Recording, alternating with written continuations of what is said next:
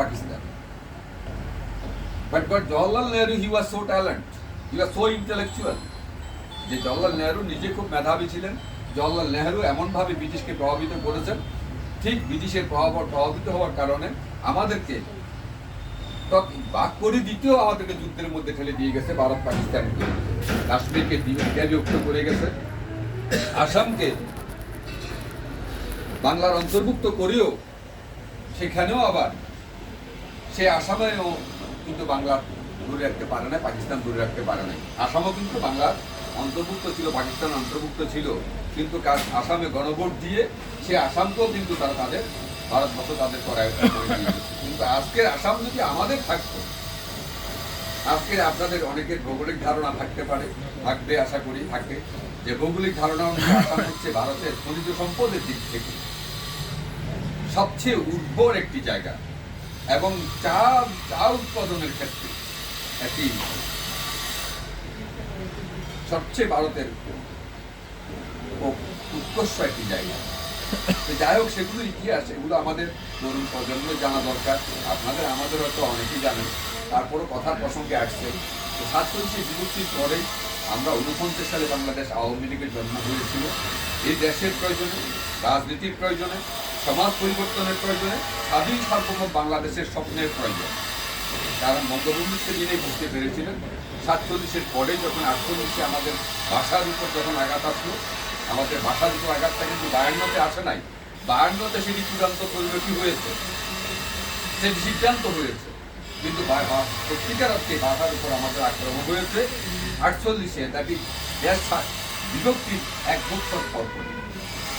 48-এর বিভক্তির পরেই আমরা বুঝতে পেরেছিলাম যেদিন ঢাকার যে কার্জন হলে তৎকালীন হচ্ছে পূর্ব বাংলার শাসক, যেটা এর নাম হলো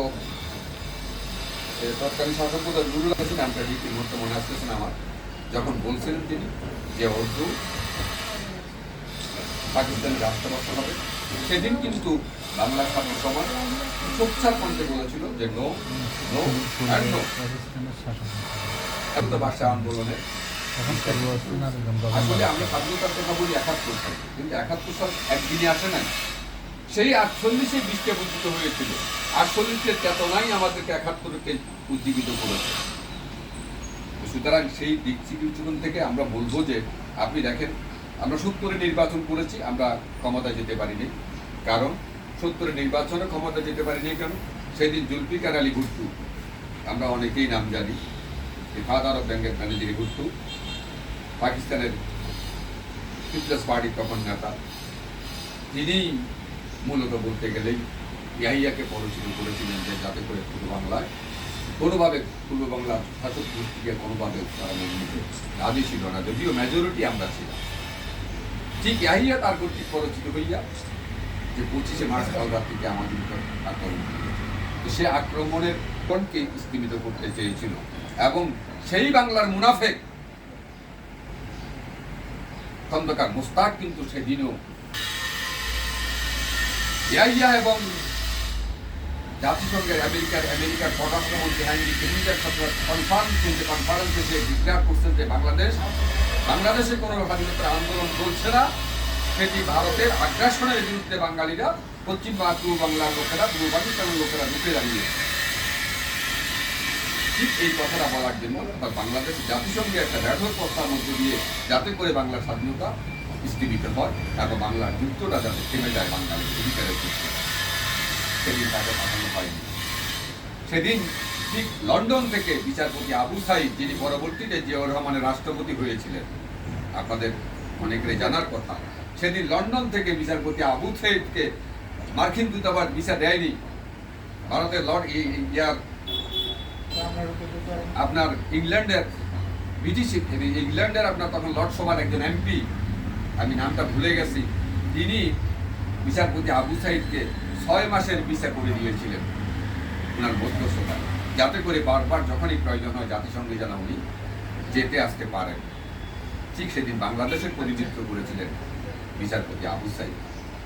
তো খন্দকার মোস্তাককে সেদিনেই তাজউদ্দিন আহমেদ চিনেছিলেন কিন্তু সেই মহান উদার ব্যক্তিত্ব বঙ্গবন্ধু শেখ মুজিবুর রহমান তাকে হয়তো চিনতে পারেননি, যার কারণে অগাধ বিশ্বাস করে সেই তাজউদ্দিন আহমেদকে মন্ত্রিসভা থেকে বঞ্চিত হয়ে পড়েছিলেন।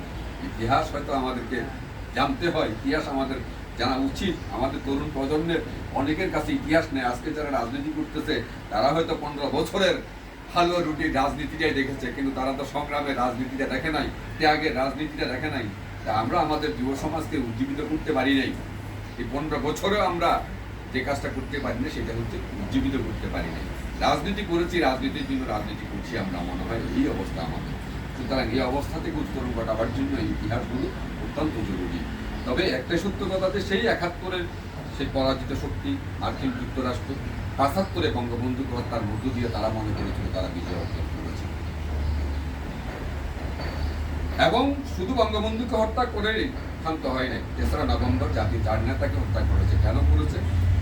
কারণ সেদিন খালেদ মোশাররফ কু করেছিলেন আর্মিতে। খালেদ মোশাররফের কুটা ছিল আওয়ামী লীগের পক্ষে, বঙ্গবন্ধুর পক্ষে ছিল খালেদ মোশাররফের কুটা। কারণ জিয়াউর রহমান সেদিন বন্দী হয়েছিলেন, আর তখনই খন্দকার মোস্তাক বুঝতে পেরেছিলেন তার আয়ু শেষ হয়ে যাচ্ছে। তার আওয়ামী লীগ তো তাকে আর কখনো গ্রহণ করবে না, আওয়ামী লীগের নাম সে মুখে উচ্চারণ করতে পারবে না। যাদের সামর্থ্য আছে সেই জাতীয় 4 নেতা তাদেরকে সেদিন কারাগারে অন্ধকার প্রকোষ্ঠে রাতের 1টা থেকে 2টার ভেতরে নিশ্চিদ্র সেই নিরাপত্তা বেষ্টিত সেই কারাগারে সেই সামরিক উর্দু পরিহিত লোকজনকে দিয়ে একটা রুমে 4 জন লোককে এনে অত্যন্ত নৃশংসভাবে গুলি করা হয়েছে। যে কামরুজ্জামানের নাম উচ্চারণ করা সম্ভব হয় নাই, শুধু কা বলতে কামরুজ্জামানকে গুলি করা হয়েছে। তাহলে এটা কেন করেছিলেন? তারা ভেবেছিলেন যে এটাই, যে আমরা এখানে শেষ, আওয়ামী লীগ এখানে শেষ হয়ে যাবে, কারণ এই জাতীয় 4 নেতাকে শেষ করে যাবে। যাই হোক, সেটি অনেক ইতিহাস। সুতরাং 75-এর সেই খুনিচক্র, 3রা নভেম্বরের খুনিচক্র সেই মার্কিন যুক্তরাষ্ট্র। এবং আপনি খেয়াল রাখবেন যে 21শে আগস্টের গ্রেনেড হামলা বলেন, এরপরে শেখ হাসিনাকে, জননেত্রী শেখ হাসিনার হাত ধরে বাংলাদেশ আওয়ামী লীগ 1981 সালে যেই যাত্রা শুরু করেছেন, দীর্ঘ সংগ্রাম পথ পরিক্রমায় 19 বার ওনাকে হত্যাকাণ্ডের মুখোমুখি হতে হয়েছে। মহান আল্লাহ রাব্বুল আলামিনের অশেষ কৃপায় তিনি আজকে এই মুহূর্ত পর্যন্ত এখন বেঁচে আছেন, কিন্তু এখনো বন্দুকের নল চারিদিকেই ওনাকে বেষ্টিত করে রেখেছে। তো সুতরাং একটা বিষয় খেয়াল রাখতে হবে, 21শে আগস্টের সেই গ্রেনেড হামলায় একটা জিনিস দেখবেন, সেদিন কিন্তু আওয়ামী লীগের সেই নেতারাই মানব বেষ্টনী তৈরি করে জননেত্রী শেখ হাসিনাকে কিন্তু রক্ষা করেছিলেন মহান আল্লাহ রাব্বুল আলামিনের ইশারায়। আজকে সেই তারাই মার্কিন যুক্তরাষ্ট্র আবার নতুন করে বাংলাদেশে গণতন্ত্রের সবক দিচ্ছেন, মানবাধিকারের সবক দিচ্ছেন, এবং আবার আওয়ামী লীগ সরকারের যে উন্নয়নের ধারা, ওই যে উনি যাবেন টানেল দেখতে, এত সুন্দর টানেল শেখ হাসিনা করিয়ে বেলাইছে, তার তো মাথা এমনি খারাপ। এত বড় ব্রিজ, পদ্মা ব্রিজ, টাকাটা আটকাই দিলেন ইউনুস মিয়া সহ একত্রিত হইয়া, সেই টাকাটাও শেখ হাসিনা করে ফেললেন। মাতার বাড়িতে বিদ্যুৎ কেন্দ্র উনি করে ফেললেন। আবার মাতার বাড়িতে বিদ্যুৎ কেন্দ্র করতে গিয়া জাপান সমীক্ষা করলেন যে এখানে সোনালিয়া দ্বীপে যে গভীর সমুদ্র বন্দর করার কথা ছিল, সেখানে না করে মাতার বাড়িতে জাপানি কনসালটেন্টরা যখন সেটা করতে গেলেন, মেজার করতে গেলেন, দেখলেন যে এখানেই গভীর সমুদ্র বন্দর করা সম্ভব। এবং এই গভীর সমুদ্র বন্ধ করার জন্য মার্কিন যুক্তরাষ্ট্র প্রস্তাবনা ছিল, ভারতের প্রস্তাবনা ছিল, চীনের প্রস্তাবনা ছিল, অস্ট্রেলিয়ার প্রস্তাবনা ছিল, সৌদি আরবের প্রস্তাবনা ছিল, এবং দক্ষিণ কোরিয়ার প্রস্তাবনা ছিল। অন্তত 15 থেকে 20টি দেশের প্রস্তাবনা সেখানে দেওয়া হয়েছিল। তাহলে শেখ হাসিনা দিলেন কাকে? জাপানকে। সুতরাং আমেরিকার মাথা ওখানেও উনি খারাপ করেছেন, কারণ আমেরিকা চেয়েছিলেন যদি ভূখণ্ডগত দিক থেকে অবস্থান করে বাংলাদেশের ভৌগোলিক অবস্থানের পরিপ্রেক্ষিতে দক্ষিণ এশিয়ার হাব হচ্ছে বাংলাদেশ, কারণ তাদের সবচেয়ে বড় শত্রু হচ্ছে চীন। আগামী 2 বছরে চীন বিশ্ব অর্থনীতির ব্যাঘ্র হিসাবে আবির্ভূত হবে, বিশ্ব অর্থনীতিতে মোড়ল হিসাবে চীন আবির্ভূত হবে আগামী 2 বছরে। আমেরিকার যে মোড়লিপনা, সে অর্থনৈতিক মোড়লিপনা কিন্তু সেখানে হ্রাস পাবে। তো সুতরাং তারা চীনকে কোনোভাবে মানতে রাজি নয়।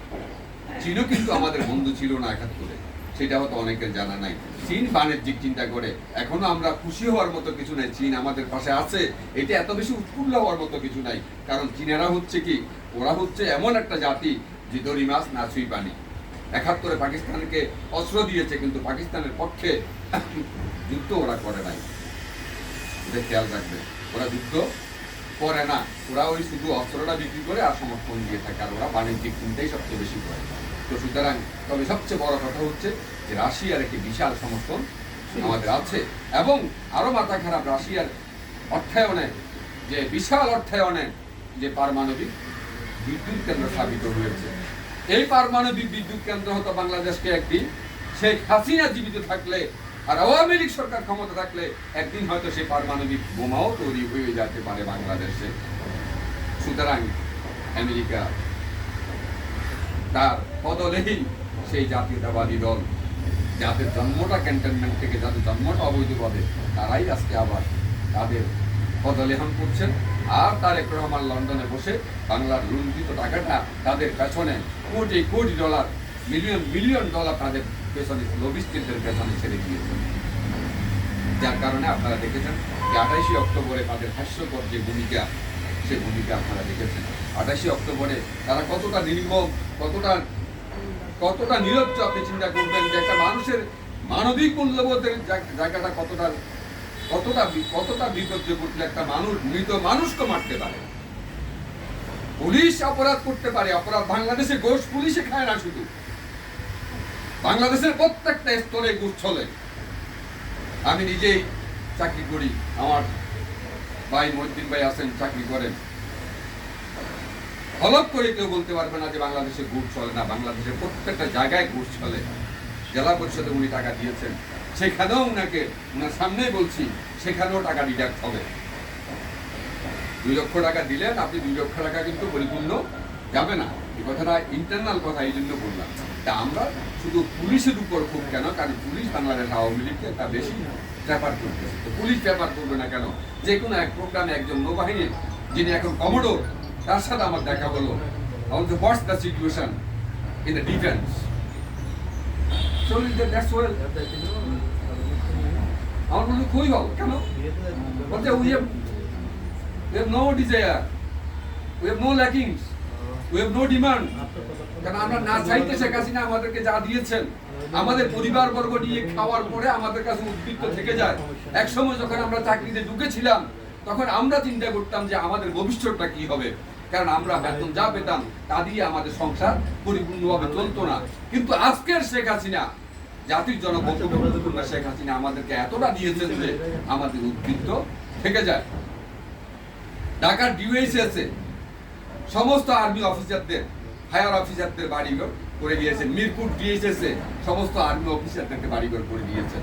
মহাখালী ডিওএইচএসে সমস্ত আর্মি অফিসারদেরকে বাড়ি করে দিয়েছেন। তাহলে পুলিশ বাহিনীর সেই ওসি যারা ছিলেন, তারাও একটা সময় ২য় শ্রেণী কর্মচারী ছিলেন, তাদেরকেও প্রথম শ্রেণীর মর্যাদা উন্নীত করেছেন। একজন কনস্টেবলের জীবন মান উন্নয়নের চেষ্টা করেছেন। তাহলে কি করেন নাই? এই কথাগুলো বলছি আপনাদেরকে এই কারণে, কারণ এখানে রাজনীতিবিদেরাই বসে আছেন।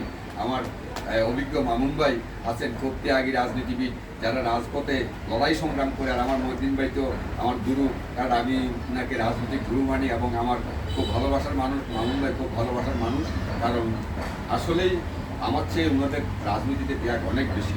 আমি হয়তো অনেক বলি, ঠিক আছে, কিন্তু রাজনৈতিক ত্যাগের মূল্যায়ন যদি করতে হয়, তাহলে বলতে হবে ওনারা একজন পরীক্ষিত এবং আদর্শিক একজন কর্মী, যারা কোনোভাবে কোনো ক্ষেত্রে কোনোভাবেই পদবিত হয় নাই। অনেক জায়গায় বঞ্চিত হয়েছে, ক্ষোভ আছে, কষ্ট আছে, কিন্তু বাংলাদেশ আওয়ামী লীগের পতাকা হাতছাড়া করেন নাই, এবং আমি জানি সারা জীবনও হাতছাড়া হবে না। সুতরাং আমাদেরকে ওই মার্কিন যুক্তরাষ্ট্রের সেই হুমকি উপেক্ষা করে বিএনপি মেজর আখতারুজ্জামানের একটা স্বীকারোক্তি সেদিন